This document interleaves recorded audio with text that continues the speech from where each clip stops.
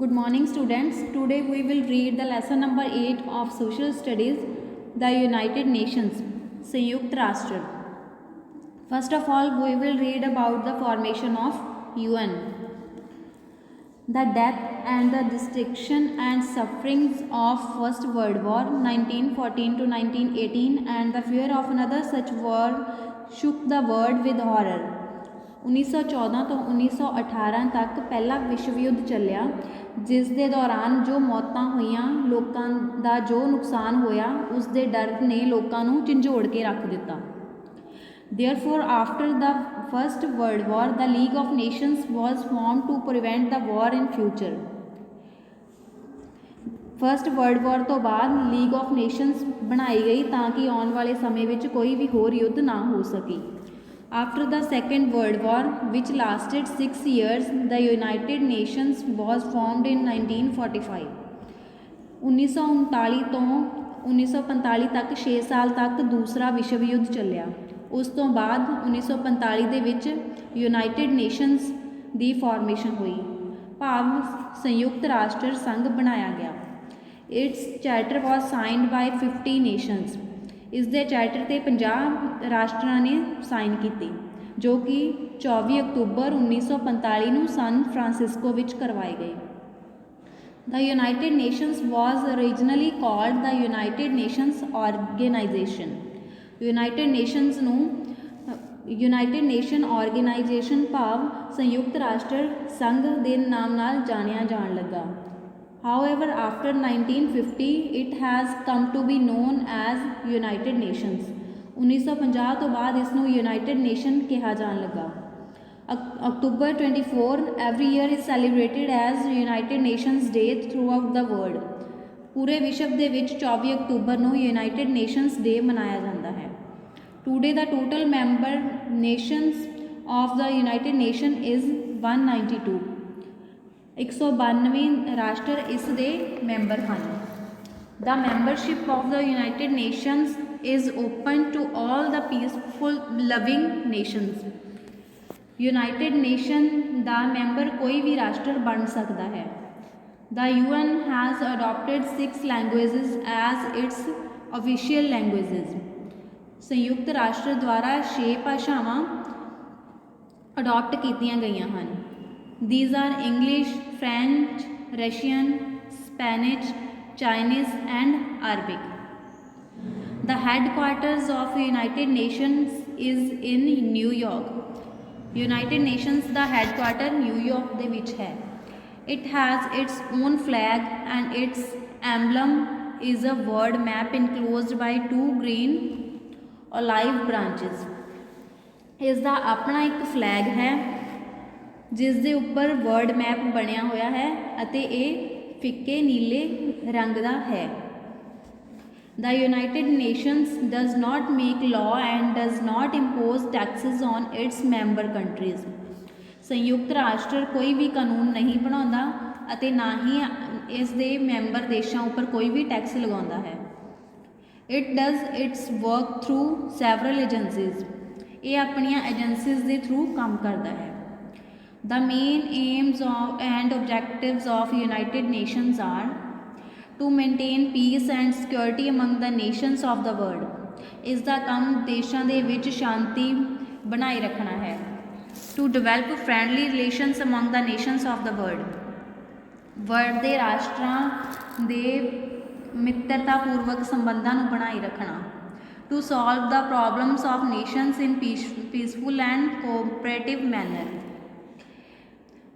ਰਾਸ਼ਟਰਾਂ ਦੀਆਂ ਪ੍ਰੋਬਲਮਸ ਨੂੰ ਸੋਲਵ ਕਰਨਾ ਸ਼ਾਂਤੀ ਪੂਰਵਕ ਢੰਗ ਨਾਲ ਇਸ ਦਾ ਕੰਮ ਹੈ. To protect human rights and freedom of people based on race, reason, language and sex. ਇਸ ਦਾ ਕੰਮ ਲੋਕਾਂ ਦੇ ਮਨੁੱਖੀ ਅਧਿਕਾਰਾਂ ਦੀ ਰੱਖਿਆ ਕਰਨਾ, ਲੋਕਾਂ ਦੀ ਨਸਲੀ, ਧਰਮੀ, ਭਾਸ਼ਾ ਅਤੇ ਲਿੰਗ ਦੇ ਆਧਾਰ 'ਤੇ ਆਜ਼ਾਦੀ ਨੂੰ ਬਣਾਏ ਰੱਖਣਾ.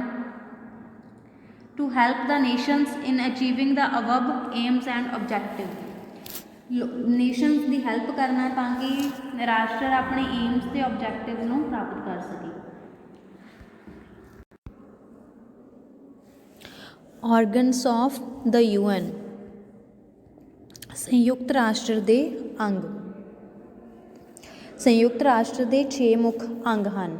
First is the general assembly, second is the security council, third is the secretariat, fourth one is the economic and social council, the international court of justice, sixth one is the trusteeship council. These organs work in close cooperation with one another. Let us study about them. ਸੰਯੁਕਤ ਰਾਸ਼ਟਰ ਦੇ 6 ਅੰਗ ਮਿਲ ਕੇ ਕੰਮ ਕਰਦੇ ਹਨ। First is the general assembly. The General Assembly is the main organ which is like a parliament. General Assembly is the ਮੁੱਖ ਅੰਗ ਹੈ ਜੋ ਕਿ ਸੰਸਦ ਦੀ ਤਰ੍ਹਾਂ ਕੰਮ ਕਰਦੀ ਹੈ। Every member nation has at least one representative in it. ਹਰ ਇੱਕ ਰਾਸ਼ਟਰ ਦਾ ਮੈਂਬਰ ਇੱਕ ਇਸ ਦਾ ਪ੍ਰਤੀਨਿਧ ਹੁੰਦਾ ਹੈ। The General Assembly meets at least one in a year. General Assembly the meeting ਸਾਲ ਵਿੱਚ ਇੱਕ ਵਾਰ ਹੁੰਦੀ ਹੈ। Each member nation has the right of one vote in the General Assembly. ਹਰ ਇੱਕ ਰਾਸ਼ਟਰ ਦੀ ਜਨਰਲ ਅਸੈਂਬਲੀ ਦੇ ਵਿੱਚ ਇੱਕ ਵੋਟ ਹੁੰਦੀ ਹੈ। Second is the secretary council.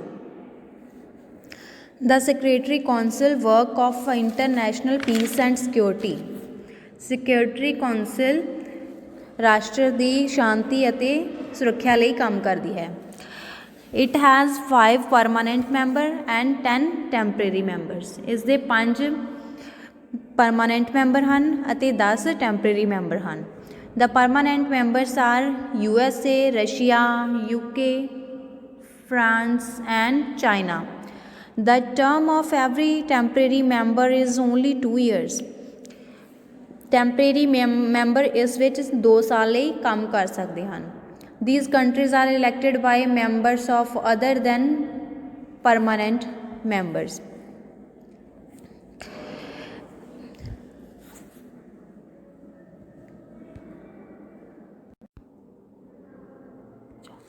The Secretariat. The Secretariat is the administrative body of the United Nations. Secretariat United Nations the administrative body ਹੈ। It carries out the day work of United Nations. ਇਹ ਸੰਯੁਕਤ ਰਾਸ਼ਟਰ ਵਿੱਚ ਹਰ ਰੋਜ਼ ਹੋਣ ਵਾਲੇ ਕੰਮ ਨੂੰ ਦੇਖਦੀ ਹੈ। The Secretary General appointed for 5 years. ਇਸ ਵਿੱਚ ਸੈਕਟਰੀ ਜਨਰਲ 5 ਸਾਲ ਲਈ ਚੁਣਿਆ ਜਾਂਦਾ ਹੈ। Is the head of Secretariat. ਉਹ ਇਸ ਦਾ ਹੈਡ ਹੁੰਦਾ ਹੈ। He is the most powerful person in United Nations. ਉਹ ਸੰਯੁਕਤ ਰਾਸ਼ਟਰ ਵਿੱਚ ਸਭ ਤੋਂ ਪਾਵਰਫੁਲ ਪਰਸਨ ਹੁੰਦਾ ਹੈ। Vijaya Lakshmi Pandit was the first Indian woman to become the president of United Nations General Assembly. General assembly ਵਿੱਚ ਵਿਜੇ ਲਕਸ਼ਮੀ ਪੰਡਿਤ ਫਸਟ ਲੇਡੀ ਸੀ ਜੋ ਕਿ ਪ੍ਰੈਜ਼ੀਡੈਂਟ ਬਣੀ ਸੀ। At present Antonio Guterres is the secretary general of United Nations. ਅੱਜ ਦੇ ਸਮੇਂ ਵਿੱਚ ਐਂਟੋਨੀਓ ਗੁਟਰਸ ਜੋ ਹੈ ਸੈਕਟਰੀ ਜਨਰਲ ਹੈ। The economic and the social council. The economic and the social council has 18 members. Economic ਅਤੇ ਸੋਸ਼ਲ ਕਾਊਂਸਿਲ ਵਿੱਚ 18 member ਹਨ। It works under the general assembly and the looks after the programmes related to social work, education, health and culture. ਇਹ 18 member general assembly ਅਤੇ ਇਸ ਵਿੱਚ ਹੋਣ ਵਾਲੇ ਕੰਮ, ਸਮਾਜਿਕ ਕੰਮ, ਐਜੂਕੇਸ਼ਨ ਨਾਲ ਰਿਲੇਟਿਡ, ਹੈਲਥ ਨਾਲ ਰਿਲੇਟਿਡ ਅਤੇ ਕਲਚਰ ਨਾਲ ਰਿਲੇਟਿਡ ਕੰਮਾਂ ਨੂੰ ਦੇਖਦੇ ਹਨ। It looks into the issue relating to human rights, equality of women, trade relation etcetera. ਇਸ ਤੋਂ ਇਲਾਵਾ ਮਨੁੱਖੀ ਅਧਿਕਾਰਾਂ ਅਤੇ ਔਰਤਾਂ ਨੂੰ ਬਰਾਬਰ ਸਮਝਣ ਨਾਲ ਰਿਲੇਟਿਡ ਕੰਮਾਂ ਬਾਰੇ ਦੇਖਦੇ ਹਨ। The International Court of Justice. The International Court of Justice is the legal court of United Nations. International Court of Justice ਸੰਯੁਕਤ ਰਾਸ਼ਟਰ ਦੀ ਲੀਗਲ ਕੋਰਟ ਹੈ। The headquarters is at Hague in Netherlands. ਇਸ ਦਾ ਮੁੱਖ ਦਫ਼ਤਰ ਹੇਗ ਨਾਈਦਰਲੈਂਡ ਵਿਖੇ ਹੈ। The court has 15 permanent judges and it works throughout the year. Court ਦੇ ਵਿੱਚ ਪਰਮਾਨੈਂਟ ਜੱਜ 15 ਹਨ ਜੋ ਕਿ ਸਾਲ ਵਿੱਚ ਕੰਮ ਕਰਦੇ ਹਨ। It decide about any dispute between the member nations with a majority vote. ਇਹ ਰਾਸ਼ਟਰਾਂ ਦੇ ਵਿੱਚ ਹੋਣ ਵਾਲੇ ਮਤਭੇਦਾਂ ਨੂੰ ਵੋਟ ਦੇ ਥਰੂ ਦੂਰ ਕਰਦੇ ਹਨ। ਦ ਟਰਸਟੀਸ਼ਿਪ council. The Trusteeship Council was formed to look after 11 territories in the Pacific Ocean. Trusteeship Council Pacific Ocean ਦੇ ਵਿੱਚ 11 ਟੈਰੀਟਰੀਜ਼ ਦੀ ਦੇਖਭਾਲ ਲਈ ਬਣਾਈ ਗਈ ਹੈ। These were the former colonies under the Germany and Japan. These were the former colonies under the Germany and Japan. ਇਹ Germany ਅਤੇ Japan ਦੇ ਅੰਡਰ ਬਸਤੀਆਂ ਸਨ। As all of them have become independent countries. ਇਸ ਤੋਂ ਬਾਅਦ ਇਹ ਸਾਰੀਆਂ independent countries ਬਣ ਗਈਆਂ। The council was dissolved in 1994 ਅਤੇ ਕੌਂਸਲ 1994 ਦੇ ਵਿੱਚ ਖਤਮ ਹੋ ਗਈ। Agencies of UN. First is UNICEF. Full form of UNICEF is United Nations International Children's Emergency Fund. It looks after the welfare of children all over the world, especially for the food, health, homes and education. United Nations ਦੀ ਇਹ agency ਬੱਚਿਆਂ ਦੇ ਲਈ ਕੰਮ ਕਰਦੀ ਹੈ। Specially ਬੱਚਿਆਂ ਨੂੰ food provide ਕਰਨਾ, ਉਹਨਾਂ ਦੀ ਸਿਹਤ ਲਈ ਅਤੇ ਉਹਨਾਂ ਨੂੰ ਘਰ ਪ੍ਰੋਵਾਈਡ ਕਰਨਾ, ਉਹਨਾਂ ਨੂੰ ਸਿੱਖਿਆ ਦੇਣ ਲਈ ਕੰਮ ਕਰਦੀ ਹੈ। Second is UNESCO, United Nations Educational, Scientific and Cultural Organization. Its main aim is to remove illiteracy from the world. ਇਸ ਦਾ ਮੇਨ ਕੰਮ ਸੰਸਾਰ ਦੇ ਵਿੱਚੋਂ ਅਨਪੜ੍ਹਤਾ ਨੂੰ ਖਤਮ ਕਰਨਾ ਹੈ। It encourages scientific education and helps preserve cultural heritage. ਇਸ ਦਾ ਕੰਮ ਲੋਕਾਂ ਦੇ ਵਿੱਚ ਸਾਇੰਸ ਨਾਲ ਰਿਲੇਟਡ ਐਜੂਕੇਸ਼ਨ ਦੇਣਾ ਹੈ। ਇਹ ਲੋਕਾਂ ਵਿੱਚ ਵਿਗਿਆਨਿਕ ਸਿੱਖਿਆ ਨੂੰ ਉਤਸ਼ਾਹਿਤ ਕਰਦੀ ਹੈ ਅਤੇ ਕਲਚਰ ਨਾਲ ਜੋੜ ਕੇ ਰੱਖਦੀ ਹੈ। WHO, World Health Organization. It works to improve the health of people all over the world. WHO ਲੋਕਾਂ ਦੀ ਹੈਲਥ ਦੇ ਲਈ ਕੰਮ ਕਰਦੀ ਹੈ। It works to fight against diseases like malaria, tuberculosis, cancer, AIDS, bird flu, swine flu, etc. ਇਹ ਲੋਕਾਂ ਨੂੰ ਬਿਮਾਰੀਆਂ ਨਾਲ ਲੜਨ ਵਿਰੁੱਧ ਕੰਮ ਕਰਦੀ ਹੈ। ਜਿਵੇਂ ਕਿ ਕਿਸੇ ਵੀ ਦੇਸ਼ ਵਿੱਚ ਕੋਈ ਮਹਾਮਾਰੀ ਫੈਲ ਜਾਂਦੀ ਹੈ ਤਾਂ ਉਸ ਦੇ ਲਈ ਵਰਲਡ ਹੈਲਥ ਆਰਗੇਨਾਈਜੇਸ਼ਨ ਕੰਮ ਕਰਦੀ ਹੈ। FAO,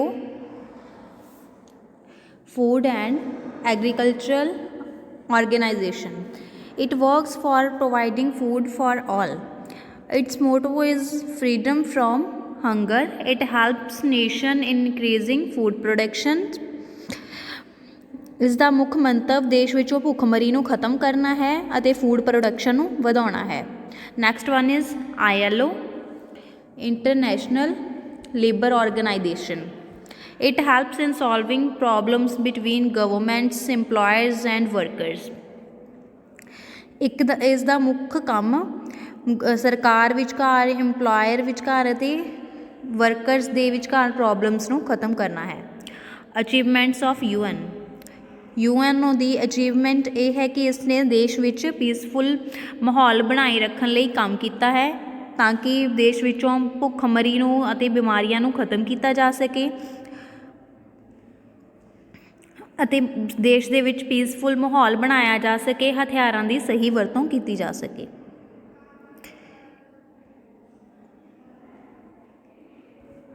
next is India and the UN.